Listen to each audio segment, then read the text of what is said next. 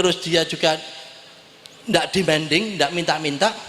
Kalau kita ini kan begitu suaminya dapat bonus, ketok ono bonusnya begitu, mbok yo aku ditukono apa, tukono apa, tukono apa, tukono. Robot tidak pakai begitu. Kalau kita pulang malam-malam dari Darussalam, apa kok mulai bengi-bengi jam 11 terus Darussalam? Mosok Darussalam jam 11 bengi terus? Iya, nek gak percaya takokno. Pakai marah. Kalau robot enggak. Kalau kita punya istri robot, mau marah baterainya saya ambil, selesai. Ya, enggak pernah pakai gono gini. Ini tren. Dan trennya lagi nanti kalau kita enggak bisa hati-hati, enggak bisa mengkombinasikan, itu juga akan ditinggal jauh. Oleh karena itu perguruan tinggi, sekolah harus sedini mungkin sekarang mengadopsi, ya, mengadopsi perkembangan teknologi itu. Kalau panjenengan sekarang ngasih PR kepada anak-anak, jangan dikira nanti anak-anak itu jawabannya tidak lebih bagus daripada jawaban panjenengan. Jawaban anak-anak ini bisa lebih hebat dibanding dengan jawaban gurunya. Karena apa? Karena dia tahu persis sumber mana yang kira-kira paling hebat, tinggal search aja dapat sudah. Loh, kalau gurunya ndak mau berubah, tambah ditinggal, Bu, iku wis ono Bu, soal sampean iku. Jawaban iki. Bu, sudah ada itu. Kan bisa begitu. Dokter rumah sakit pun juga akan berubah. Dengan adanya namanya wearable technology, teknologi yang dipasangkan di tubuh, di baju ini yang dipakai. Sekarang kan sepatu panjenengan kan ya sepatu saja. Dalam waktu dekat bahkan sekarang sudah ada sepatu dipasang sensor berat, sehingga begitu saya pakai sepatu saya tahu berat badan saya berapa. Ya, kan tinggal masang sensor.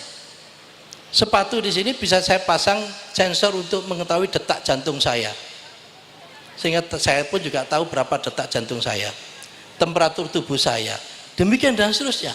Sehingga suatu saat kalau saya mau konsultasi ke dokter, tidak harus pergi ke dokter, cukup saya tekan tombol di sini, tek begitu, data ini masuk semua ke komputernya dokter, dokter nganalisis, seret, oke, kalau begitu saya kasih obat ini nih. Obatnya ini pun juga pakai resep elektronik, saya kirim ke apotek. Apotek langsung ngeracik, ketemu obatnya, dan dari apotek langsung dikirim ke rumah. Kalau sekarang masih pakai Gojek ngirimnya, nanti pakai drone. Look, begitu. Gimana Pak kalau drone-nya dicuri orang? Drone-nya turun di depan rumah, terus ada pencuri diambil. Drone yang pinter tahu kapan dia akan dicuri. Itu. Yang sekarang kan supir mobil kan juga sudah mulai tanpa supir, hanya tinggal menunggu satu saja, yaitu generasi kelima. Kan ada 3G, ada 4G, sekarang yang sedang ditunggu adalah 5G, generasi kelima. Begitu generasi kelima ini keluar, kira-kira 2 tahun lagi, nanti panjenengan buktikan omongan saya ini, 2 tahun lagi nanti kira-kira akan keluar yang namanya 5G, generasi kelima. Dan begitu keluar generasi kelima, maka nanti mulai dari mobil yang sekarang masih eksperimen, tanpa awak, tanpa supir, mulai banjir. Karena apa? Karena sudah cepat sekali. Untuk membayangkan bagaimana 3G, 4G maupun 5G di dalam download, kalau panjenengan ngedownload film Guardian of Galaxy pakai 3G 26 jam baru selesai. Kalau panjenengan ngedownload pakai 4G 6 menit baru selesai. Ya, tapi kalau panjenengan ngedownload pakai 5G generasi kelima, jiro lupat selesai 4 detik. Bisa dibayangkan. Sehingga tinggal menunggu itu saja, sopir tadi sudah bisa diganti karena sudah bisa refleks dan seterusnya. Zaman akan berubah kalau pendidikan kita tidak ikut berubah, hampir pasti ditinggal orang. Hampir pasti. Jangan sampai nanti pendidikan kita itu menjadi museum. Isine wong konsisten. Dulu kayak gini, ya saya kudu kayak gini. Dulu kayak gini, ya saya kayak gini. Akhirnya jadi museum pendidikan. Jangan. Tapi kita itu ya mulai dari yang museum masa lalu, fi'il madhi, ya kan? Terus sampai yang mudhari, yang sekarang proses, present tense, sampai dan yang future. Kelemahan kita adalah untuk yang future. Seringkali kita itu kejebak di persoalan-persoalan mengapa itu terjadi, kenapa itu bisa terjadi. Tapi bagaimana nanti itu supaya bisa terjadi, kita belum terfikir bab itu. Saya itu sebenarnya 5 menit lagi lah. 5 menit lagi. Yang kedua, terus lagi Pak Istas, terus lagi aja, terus lagi aja, terus lagi. Ini, apa yang harus kita lakukan? Yang pertama, mulai dari sedini mungkin. Oleh itu dulu kita buat gerakan paudisasi, PAUD. Karena apa? Karena otak manusia itu, ini penelitian dari Harvard University, itu 90% dibentuk di bawah 5 tahun. Jadi kalau yang sudah sepuh-sepuh kayak saya begini sudah mandek, sudah stuck. Oleh karena itu saya pesan betul, kalau ada musola, jadikan musola itu dipakai untuk PAUD atau RA atau apa saja lah pokoknya untuk anak-anak. Ada yang namanya balik RW, pakai itu. Ada namanya masjid, pakai itu. Masjid kan tidak 24 jam. Masjid kita habis subuh kan selesai. Taruh jam 5 selesai, taruh sampai jam 6, kan sampai nunggu zuhur. Sampai jam 11 kira-kira taruh lagi itu. Sehingga jam 7 sampai jam 11 masjid itu nganggur gampangannya gitu. Lah itu kalau bisa dipakai untuk anak-anak, ya, mulai dari yang usia 2-3 tahun dan seterusnya, sehingga dia pun juga mulai kecil sudah kenal dengan masjid, saya kira luar biasa. Ini yang akan menjadi kedahsyatan. Akan menjadi kedahsyatan. Oleh karena itu mulai dari yang sebelum ini. Di bawah 5 tahun. Tolong ibu-ibu, kalau panjenengan punya putra atau putri yang masih kecil-kecil, tolong berikan sentuhan khusus yang masih di bawah 5 tahun itu. Karena kalau sudah di atasnya sudah mandek. Dan mendidik orang yang tua energinya lebih besar dibanding dengan hasilnya. Terus lagi. Nah, ini. Sehingga ada kajian yang bagus, kalau ditanya ibu-ibu bapak sekalian, investasi sumber daya manusia kapan yang hasilnya itu return of investmentnya, kembalinya itu yang paling besar, yaitu pada saat usia anak-anak. Kalau kita investasi pada saat usia anak-anak, itu return of investment, investasi, pengembalian investasinya itu yang paling besar.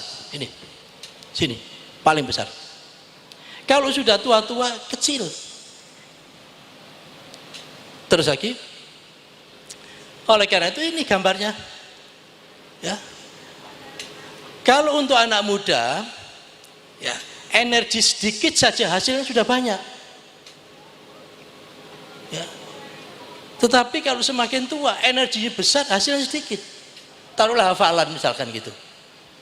Kalau seusia kita ngafalin 10 ayat hafal di depan, begitu pindah ke 11, hilang lagi yang depannya itu. Tapi kalau anak-anak kan terus mengalir begitu. Nah, terus lagi, ini semakin tua, itu performance kinerja fisiknya semakin rendah. Jelas itu jelas. Ya, oleh karena itu supaya performance kinerja total panjenengan kita semua itu naik atau tidak turun, maka kinerja personalitinya yang harus naik. Jadi jangan sampai ininya turun, terus performance personalitinya juga turun. Tambah tua kok tambah ngamuan, tambah tua tambah judes. Wis tua judes pisan, selesai sudah. Selesai. Oleh itu pada saat performance fisik itu turun, maka personalitinya, ya wise-nya, wisdom-nya, hikmahnya itu tambah naik, tambah bagus dia. Kalau enggak bubar. Saya sering goda, mudah-mudahan tidak tersinggung. Kalau bapak-bapak ditanya, bapak-bapak yang sudah 50-an tahun ke atas, ada istrinya bilang ke bapaknya gitu atau ke suaminya, Mas aku tambah ayu apa tambah gak ayu? Jawabannya mesti tambah ayu. Padahal itu bojo. Itu bojo. Nggak ada orang tambah tua tambah cantik, nggak ada. Ceritanya nggak ada. Itu bojo. Ya. Karena apa?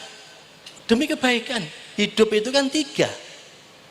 Kebenaran, kebaikan, dan keindahan. Logika, etika, dan estetika.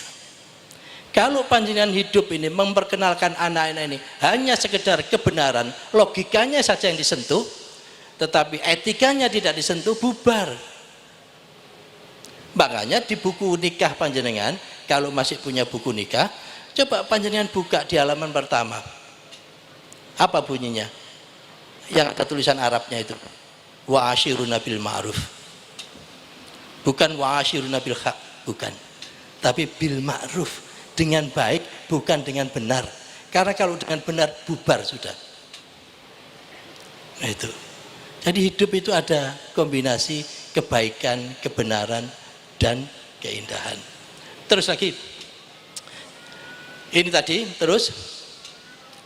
Lah, untuk menambah kebahagiaan, waktu kita nyusun K13 itu kan tahun 2011. Kita nyusun mulai buat itu tahun 2011. Setelah tesis tentang karakter tadi itu tidak cukup, saya bilang ada knowledge dan ada skill, ya maka karakter tetap tapi harus ditambahi. Bukan karakter tidak perlu, karakter iya perlu, tapi harus ditambahi dengan skills dan knowledge. Ternyata apa? Ternyata OECD, negara-negara maju, kelompok Eropa, Amerika dan seterusnya negara maju, di laporannya ya, tahun 2016. Yang ini laporan 2018, Januari 2018, masih baru 2 bulan yang lalu. Apa?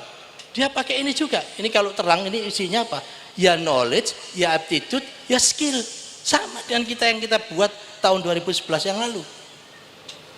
Ya bisa kok.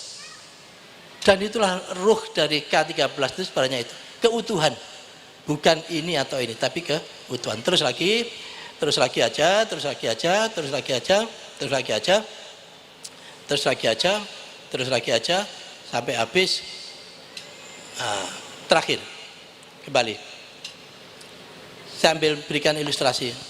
Sebenarnya ada 5 poin yang perlu panjenengan pelajari dengan baik. Nanti ini sekali lagi saya tinggal. Ini terakhir, yaitu kisah dari penaklukan Istanbul, atau dulu namanya Konstantinopel atau Bizantium. Jadi kerajaan Konstantinopel itu 600 tahun sebelum Masehi.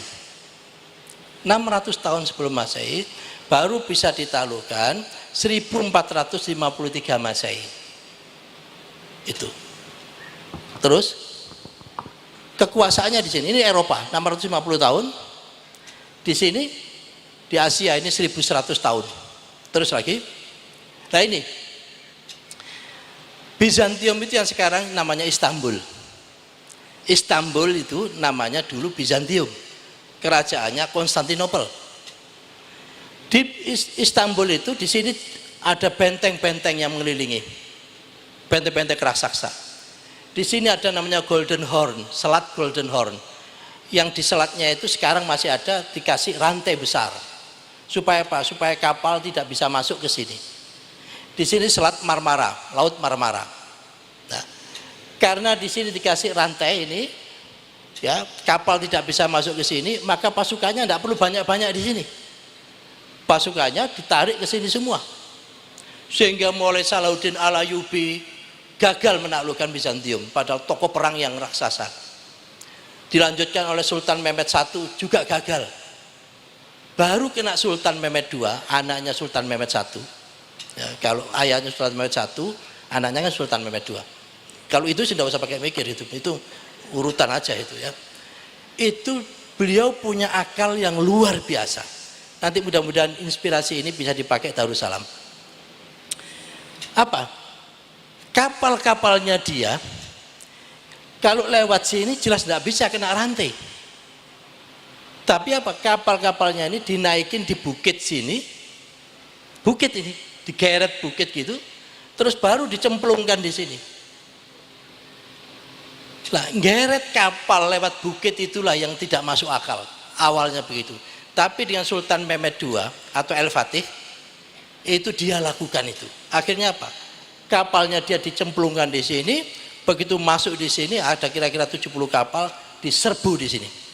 Karena di sini penjaganya tidak banyak, karena tadi Bizantium mengandalkan rantai, tapi ternyata rantainya dilompati lewat sebelah sini, maka jebol lah itu.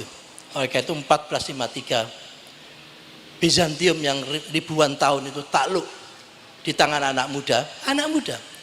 Sultan Mehmed II ini El-Fatih itu meninggal di usia 49 tahun.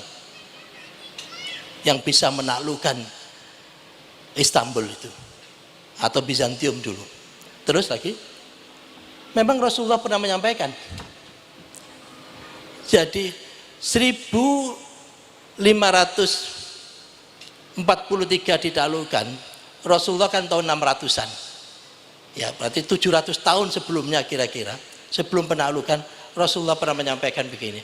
Konstantinopel, kini Istanbul, ya, akan jatuh ke tangan tentara Islam, rajanya sebaik-baik raja, tentaranya sebaik-baik tentara. Yang membuktikan ini adalah si Sultan Mehmed II atau El-Fatih. Siapa tahu, dan kita doakan mudah-mudahan Darussalam ini bisa terinspirasi Sultan Mehmed II sehingga ada lompatan yang luar biasa.